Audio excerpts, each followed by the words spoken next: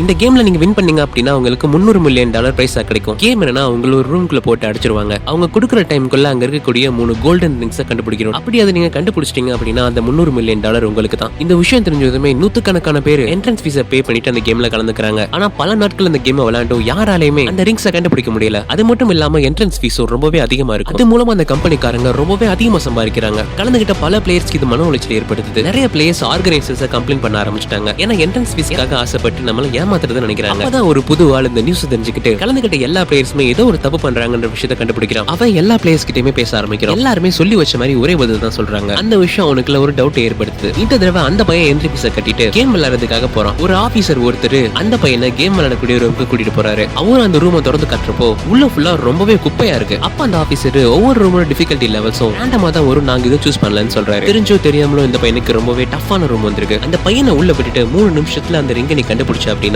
$300 million உனக்கு தான் சொல்லிட்டு கதவை மூட போறாரு. அப்போ அந்த பையன் கதவை மூட விடாம காலை வச்சு லாக் பண்றான். அதோட ஈஸியான ரூம்லயே நம்மளால அதை கண்டுபிடிக்க முடியல அப்படின்னா இந்த மாதிரி கஷ்டமான ரூம்ல அதை கண்டுபிடிக்கிறது ரொம்பவே கஷ்டம்னு சொல்றான். அதுக்கு அந்த ஆபீசரும் இந்த கேம் ரொம்பவே நியாயமா தான் நடக்குது, கண்டிப்பா 3 ரிங்ஸ் ரூம்குள்ள தான் இருக்குன்னு சொல்றாரு. அப்பதான் அந்த பையன் யோசிக்க ஆரம்பிக்கிறான். இதுக்கு முன்னாடி விளையாண்ட பிளேயர் சொன்ன விஷயம் எனக்கு அப்பதான் ஞாபகம் வருது. கதவை மூடுறதுக்கு முன்னாடி வரைக்கும் அந்த ரிங்ஸ் எல்லாமே அந்த ரூம்குள்ள தான் இருக்கு. ஆனா கதவை மூடணும் இல்ல. இதை யோசிச்சு பார்த்தாவ அந்த கதவோட ஹேண்டில செக் பண்ணி பாக்குறான். அவன் நினைச்ச மாதிரி அந்த ரிங்ஸ் அந்த கதவோட ஹேண்டில தான் இருக்கு. கடைசியில தன்னோட புத்திசாலித்தனத்தை யூஸ் பண்ணி அந்த $300 மில்லியன் ஜெயிச்சது அந்த பையன்.